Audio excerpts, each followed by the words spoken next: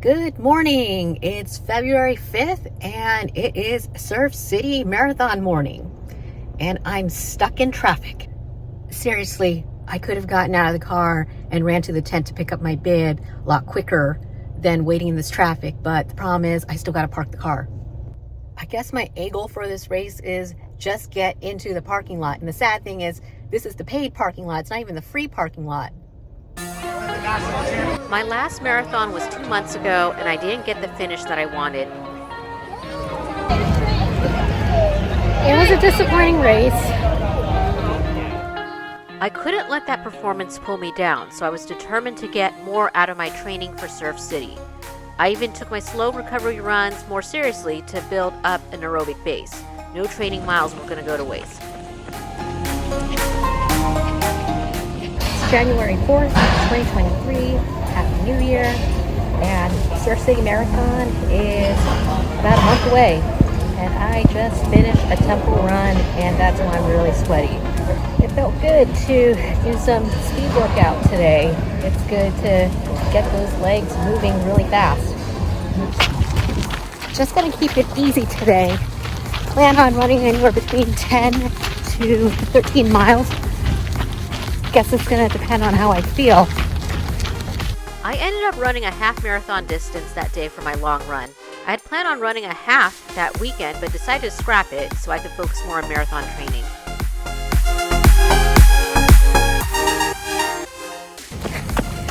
Good morning. It's Friday the 13th, as in January 13th, and I got up early to do my 18 miler. Today, I'm just going to take it easy with my pace, because after all, it's 18 miles. No crazy fast speed intervals today, just a leisurely 18-mile run. The biggest change in this marathon training block was including an 18-miler, even though I had ran a full marathon not too long ago.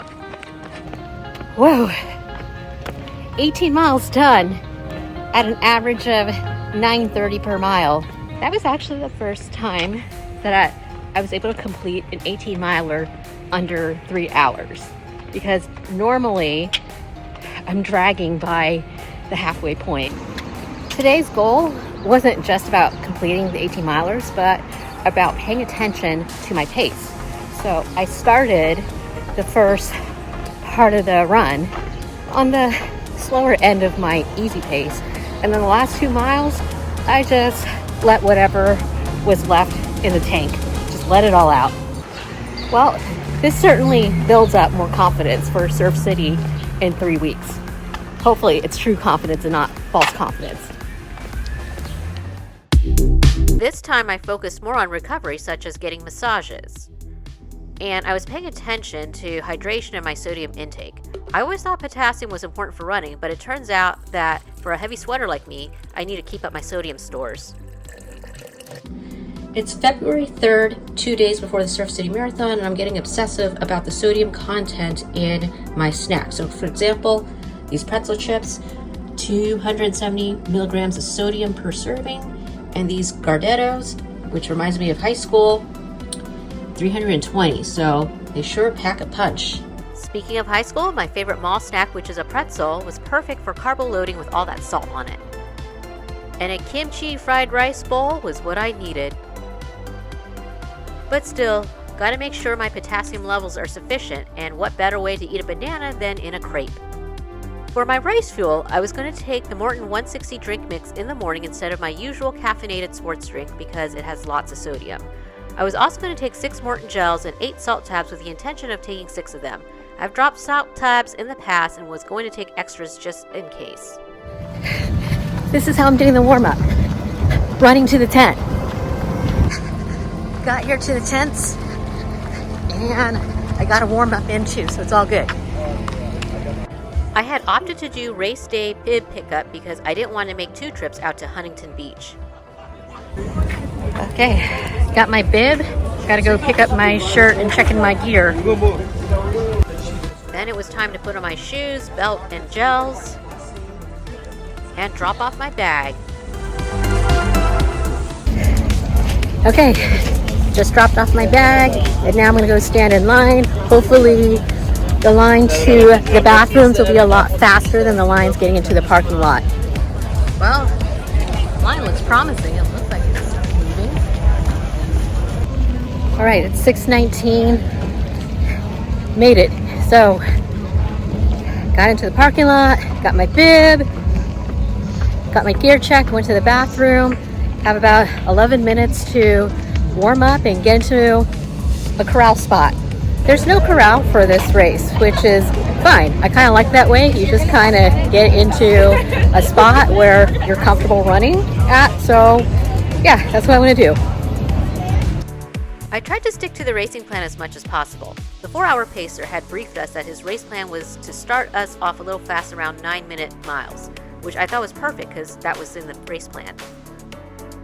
My A goal was to finish under 350, B goal was to set a PR of under 354, and C goal was to set a sub 4-hour finish. Basically the same goals that I could not achieve at CIM. 10, 9, 8, 7, 6, 5, 4, 3, 2, 1.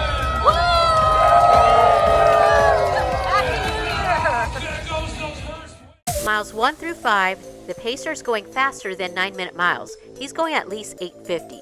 I decided to fall to the very back of the group because I didn't want to burn off energy too quickly. Mile 10, my mind was playing tricks and I was starting to feel bad, like I couldn't do this anymore. Miles 11 through 15, after some of us in the group figured out that the pacers were going 850 per mile, I made peace with it and decided to stick with them after all. My goal of a sub 350 were dashed, but at least I can go for a PR. At mile 16, I felt good and decided it was time to leave the pace group. Mile 17 is the start of the lonely beach path. Luckily, we had some cloud cover, so that kept me energized. I tried to keep my pace between 840 to 850 minutes per mile. Miles 18 through 21, hydration on this part of the course is pathetically sparse, but I still try to alternate between my gels and salt tabs. At around mile 21 at the turnaround, I saw the 4-hour pace group and they were 30 seconds behind me and I waved at them. At mile 22, I was thinking, wow, this is the farthest I've gone on this course without falling apart. At mile 22 and a half, I did fall apart and I actually had to take a 20-second walk break. At mile 23, I was thinking, I'm dropping my pace, but that's okay. I did some mental math and figured that if I could run the remainder of the race at my easy pace, I could still make a sub 4 finish. At mile 24, I accidentally knocked over a cup of electrolytes that I desperately needed, and that was pretty sad. However, for the last 2.2 miles, I just had to keep it together and just think, run my easy pace. I can get to the finish line.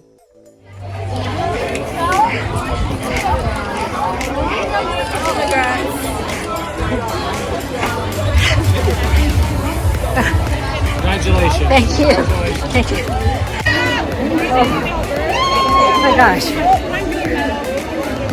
It was a sub 4? I'm not sure it's a PR, but that's okay. I'll take a sub 4 at this point.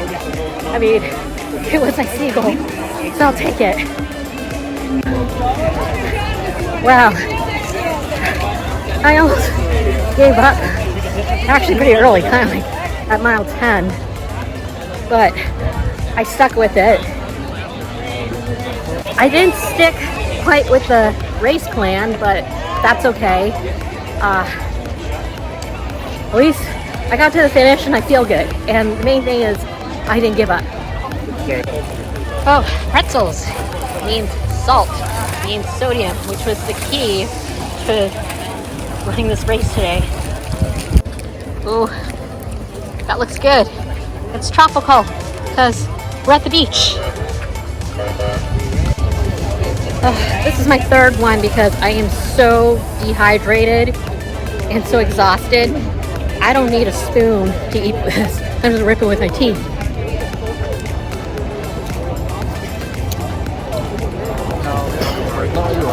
This is a cool swag. It's a washcloth. Okay, so it looks like the official time is 3:55:28. Not quite a PR, which is a 3:54, but this is a course record, so I'll celebrate it. It's the small victories. I later bumped into the 4-hour pacers in the finisher area. They came in just before 3:58, so I guess they did slow down some more on the beach path. Going over my splits, it did cost me to go out a little faster in the earlier miles than I should have. You can see I slowed down in the last 4 miles, but what kept me going was having the confidence that I could run them at my easy pace. Those slow 3 to 4 mile runs I was doing was valuable after all. I normally would have blown up and walked it. These were my splits from 2022 where I shot out way too fast and paid for it dearly in the end. My splits in 2020 when I last had a sub 4 hour finish showed my consistency, but I was faster overall this year.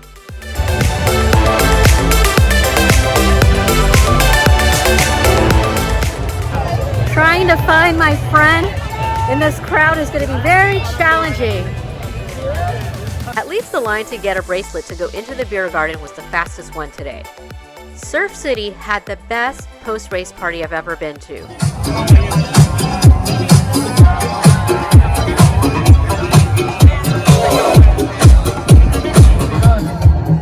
Welcome to the after party.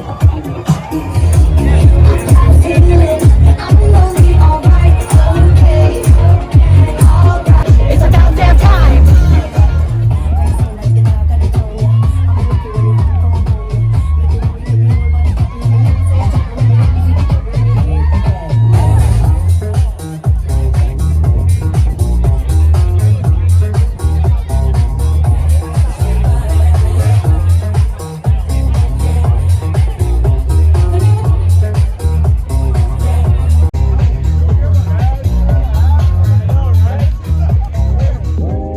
Really? The celebration is that I finally broke the 3-year black cloud hanging over me. For the past 3 years, I've been trying to get back to the level of fitness I was at in early 2020 before the pandemic. I still have a lot of work to do with my training, and I may hit a few more speed bumps along the way. I'll take it 1 mile at a time as it gets me closer to my ultimate goal of a Boston qualifier.